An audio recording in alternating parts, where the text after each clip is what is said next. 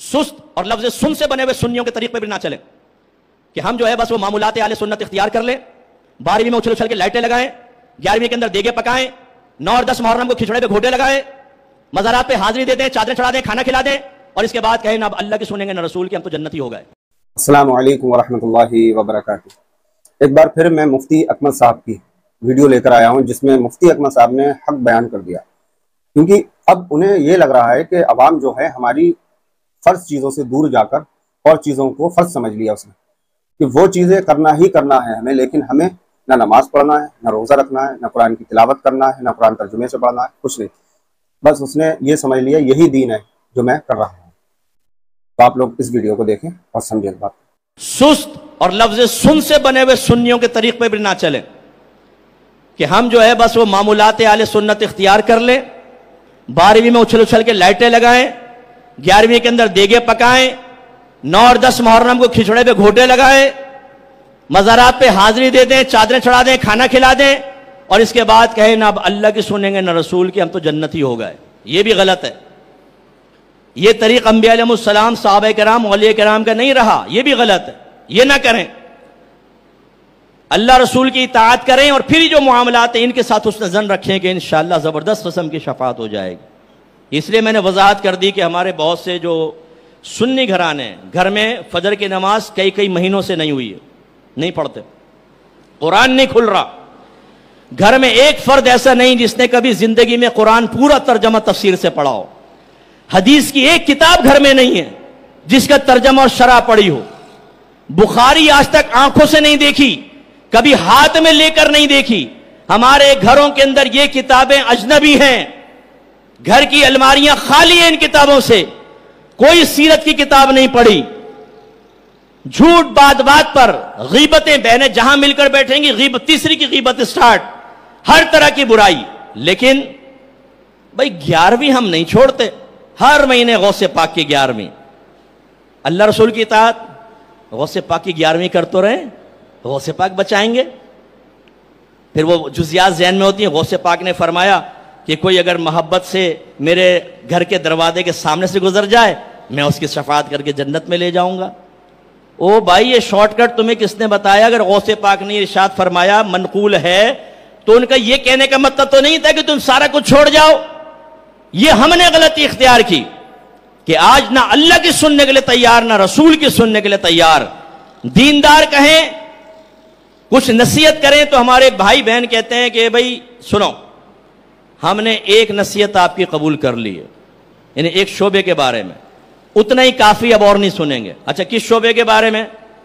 11ویں، 12ویں، تیجا، 40واں، 10واں، 20واں، خواجہ صاحب کی چھٹی، امام جعفر صادق رضی اللہ تعالیٰ عنہ کے کنڈے، ختم قادریہ، نعتیہ محافل، قاری صاحب سے قرات سنی، یہ کر تو رہے، آپ نے تو کہا تھا یہ جائز ہے۔ مزارات پہ حاضری، وہاں عورتوں کے دھمال یوں بال کر کے گھما رہی ہیں، اور ہمارے بھائی بھی اپنی بہن کو دیکھ کر اس کے ساتھ ساتھ گھوم رہے ہیں کہ کیا دھمال کیا بہن نے اور 7ویں آسمان تک پہنچ گئی ہے۔ یہ باتیں قبول کر تو لی ہیں، اس کے بعد ہم علماء کی سننے کے لیے تیار نہیں۔ یہ عوام کا حال ہے۔ ہماری بہنیں اگر بچیوں کے رشتوں کے لیے کسی گھر میں جاتی ہیں تو ان کے عقائد کو پرکھنے کے لیے ایک ہی کویسچن ہوتا ہے، آپ نیاز کرتی ہیں؟ ہاں بس ٹھیک ہے۔ یعنی ہمارے نزدیک نیاز کر لو تو وہ ضروریات دین بھی سیکھا ہوا ہے، عقائد بھی اس کے ٹھیک ہیں، نظریات بھی ٹھیک ہیں، بس نیاز کر دو، بس نیاز والے۔ وہ بھائی میں کتنے لوگوں کو جانتا ہوں جن کا دوسرے مکاتب فکر سے تعلق ہے تو 1 سال نہیں 10 سال سے نیازیں کھا رہے ہیں اور مسلک کے خلاف ہی بات کرتے ہیں۔ وہ یہ کہاں سے آپ نے معیار بنا لیا؟ اس لیے میرے بچوں، اللہ اس کے رسول کی اطاعت اور پھر وہ صحبت ملے گی کہ بروز قیامت انبیاء علیہ السلام، صحابہ کرام، اولیاء عظام، ہم ان کے ساتھ ہوں گے۔ ایک شخص نے آ کے عرض کیا رسول اللہ آپ اس کے بارے میں کیا کہتے ہیں کہ جو کسی قوم سے محبت رکھتا ہے لیکن کبھی ان سے ملا نہیں؟